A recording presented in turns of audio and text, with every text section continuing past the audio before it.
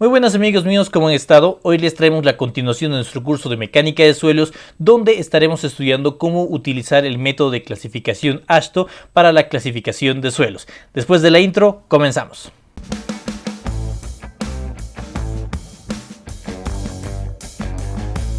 El método de clasificación de suelos por el método AASHTO fue desarrollado en el año 1929. En la actualidad este se encuentra descrito en la norma ASTM D3282. Para poder llegar a clasificar los suelos mediante este sistema, nosotros tenemos que hacer referencia a dos parámetros. Por un lado tenemos que hacer referencia a el nombre del grupo y por otro lado tenemos que hacer referencia a el índice de grupo. De tal forma que la presentación que nosotros vamos a hacer en cuanto a la referencia de cualquier muestra de suelo será de esta forma, teniendo inicialmente el nombre del grupo y entre paréntesis el índice de grupo. Vamos a comenzar entonces hablando acerca del nombre del grupo. Para poder determinar el nombre del grupo, nosotros vamos a hacer referencia a esta tabla. Una tabla en la cual nosotros tendremos los nombres de grupo en la parte superior. Por ejemplo, aquí tenemos los grupos A1, A3, A2 y los subgrupos A1A, A1B, A24, A25, A26. Esa es una primera parte de la tabla y aquí en la parte inferior tendremos otra parte de la tabla en la cual dispondremos de esos otros nombres de grupo, los grupos A4, A5, A6, A7, A75 y A76.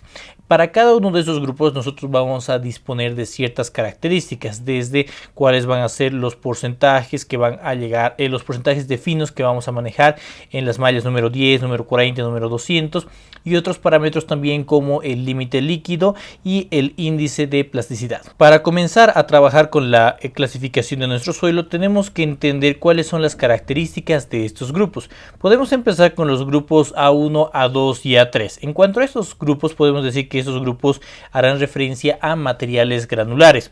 Esos materiales granulares tendrán la característica de que en cuanto a la malla número 200 estaríamos registrando un porcentaje de finos de la malla número 200 menor o igual a el 35%. Por otro lado, los otros grupos que disponemos, los grupos A4, A5, A6 y A7, van a ser denominados como limos y arcillas.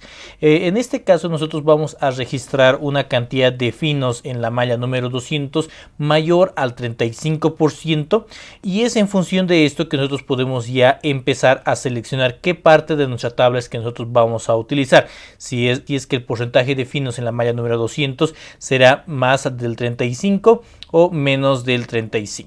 Una vez que hemos generado una presentación rápida de nuestra tablita de clasificación, vamos a ir presentando algunas definiciones necesarias. Por ejemplo, en cuanto al tamaño de grano, una de las definiciones que vamos a necesitar va a ser la de grava.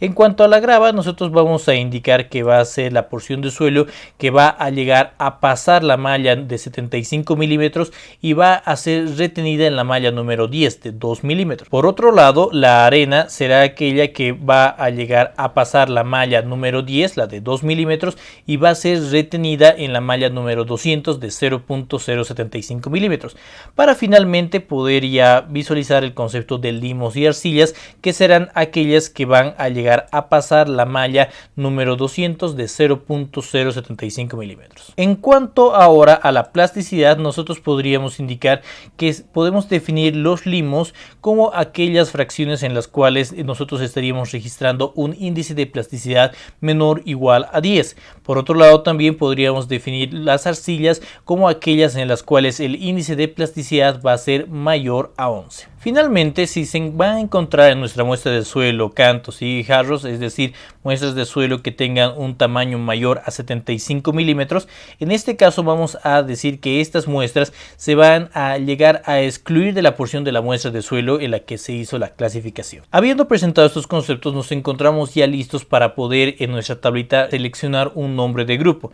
Para esto entonces nosotros habíamos presentado esta tabla. El proceso es bastante sencillo. El proceso consiste en un proceso de eliminación, empezando desde la columna que se encuentra en la izquierda. ¿A qué nos referimos? Inicialmente nosotros vamos a, una vez que hemos determinado si nuestro material es de tipo granular, ¿no? O si nos encontramos con limos y arcillas, en ese caso nosotros tendremos que empezar por la primera columna, la columna de la izquierda, y vamos a analizar todos los datos que tenemos acá. Es decir, si el porcentaje de finos es de 50 como máximo en el número 10, si el porcentaje de finos de la malla número 40 es como 30 como máximo, si el porcentaje porcentaje de finos en la malla número 200 es de 15 como máximo. Asimismo, por ejemplo, en este caso tenemos una restricción para el índice de plasticidad con un valor límite de 6 máximo. Entonces nosotros vemos si es que esos valores se cumplen para nuestra muestra de suelo. En caso de que no se cumplan, nosotros simplemente pasamos a la siguiente columna y procedemos a analizar de igual manera sus resultados. Y de esa forma nosotros vamos a ir analizando cada una de las columnitas, analizando si se llegan a cumplir todas las limitaciones que nos dan. Y cuando lleguemos a encontrar aquella columna en la cual sí cumplen todas nuestras condiciones, en ese caso vamos a directamente tomar en cuenta el nombre de ese grupo de la parte superior. Por ejemplo, en este caso sería nuestro nombre de grupo A24. El siguiente parámetro que tenemos que calcular para poder generar la clasificación completa por el método AASHTO será el del índice de grupo, que lo denotaremos como IG. En cuanto al índice de grupo, nosotros vamos a decir que este parámetro nos va a permitir evaluar la calidad del suelo como material de subrasante.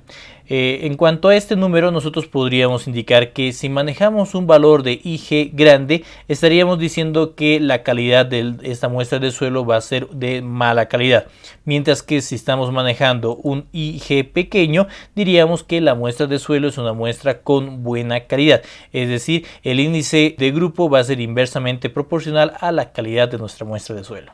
La forma en la que podemos calcularlo es bastante sencilla. Nosotros simplemente haríamos uso de esta expresión donde diríamos que nuestro índice de grupo IG va a ser igual al porcentaje de finos de la malla número 200 menos 35 multiplicado por 0.2 más 0.005 por el límite líquido menos 40 más 0.01 por el porcentaje de finos de la malla número 200 menos 15 multiplicado por el índice de plasticidad menos 10.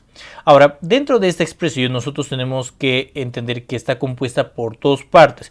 Una parte de nuestro índice de grupo que va a estar determinado por el índice de grupo parcial determinado por el límite líquido. Como podemos observar en esta expresión, el límite líquido es el parámetro que justamente nos va a permitir cuantificar esto. Y la otra fracción de nuestra ecuación va a ser simplemente el índice de grupo parcial determinado por el índice de plasticidad. Y bueno, como todo en la vida, nosotros necesitamos incorporar reglas para el manejo de los valores que nos brinde esta expresión. Entonces nosotros podemos indicar lo siguiente. Vamos a decir que una primera regla que debemos de tomar en cuenta va a ser en el caso en el cual nosotros estemos registrando valores negativos. Es decir, si el valor de IG calculado en la anterior expresión es menor que 0.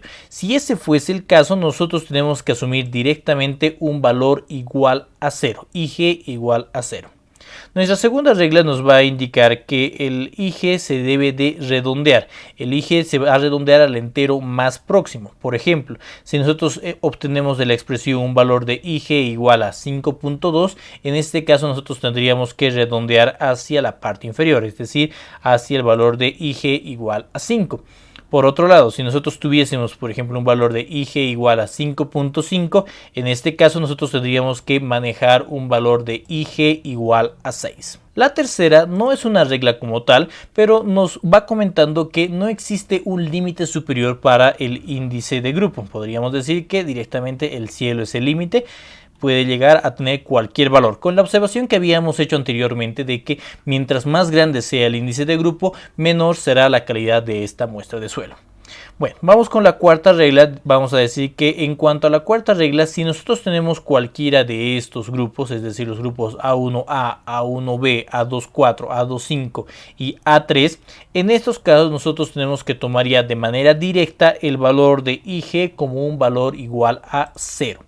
En cuanto a nuestra quinta regla, nosotros vamos a decir que si estamos manejando un grupo A26 o A27, para estos casos solamente vamos a tomar una fracción de la ecuación del índice de grupo. Solamente vamos a tomar en cuenta esta fracción, el índice de grupo parcial referente al índice de plasticidad de 0.01 multiplicado por F200 menos 15 por el índice de plasticidad menos 10. Solamente debemos de tomar en cuenta esa parte de la ecuación para el cálculo del índice de grupo de estos dos grupos. En los próximos videos vamos a estar subiendo ya ejercicios resueltos de cómo poder utilizar esta metodología de clasificación para clasificar diferentes muestras de suelos, así que esténse al canal. En las próximas semanas vamos a estar subiendo mucho contenido al respecto. También comentarles que en unos días ya nada más vamos a estar subiendo a la Play Store la aplicación Android para la clasificación de suelos tanto por el sistema AASHTO como por el sistema unificado. Ni bien se encuentre ya disponible para descargar, les vamos a estar compartiendo en la descripción de este video los links de descarga. Y bueno, amigos míos, con esto hemos llegado al final de este video tutorial. Espero que les haya gustado y que les sea de muchísima utilidad. De ser así, no se olviden darle clic en el botoncito de me gusta, compartirlo con sus amigos y suscribirse a mi canal de YouTube para poder estar al tanto de mis siguientes publicaciones. Como siempre, no se olviden que cualquier duda o pregunta pueden dejarla acá abajo en los comentarios y al final de la semana estaremos subiendo un video tutorial respondiendo a todas sus inquietudes. Sin más que decir, esto sería todo por esta ocasión. Nos vemos muy pronto. Muchísimas gracias.